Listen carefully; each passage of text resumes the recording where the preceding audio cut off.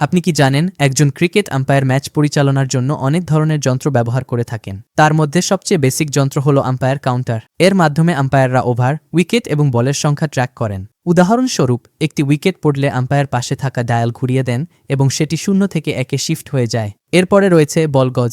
এটি ব্যবহার করা হয় বলের আকৃতি ও আকার পরীক্ষা করার জন্য। এতে দুটি সংযুক্ত রিং থাকে। প্রথম রিংটি দিয়ে বলের মিনিমাম অ্যালাউড ডায়ামিটার এবং দ্বিতীয়টি ম্যাক্সিমাম অ্যালাউড ডায়ামিটার চেক করা হয়। যদি বলটি মিনিমাম রিংয়ের ভেতর দিয়ে চলে যায় কিন্তু ম্যাক্সিমাম রিংয়ের ভেতর দিয়ে না যেতে পারে, তবে বোঝা যায় বলের আকৃতি নষ্ট হয়েছে এবং সেটি পরিবর্তন করা দরকার। ঠিক একইভাবে ব্যাটের প্রস্থ, গভীরতা এবং এজের থিকনেস নিয়ম অনুযায়ী আছে কিনা তা যাচাই করার জন্য ব্যবহার করা হয় ব্যাট গজ। ক্রিকেটে স্টাম্পের প্রস্থ অবশ্যই 9 ইঞ্চি হতে হবে এবং তা নিশ্চিত করার জন্য স্টাম্প গজ ব্যবহার করে মাঠে গর্ত করা হয়।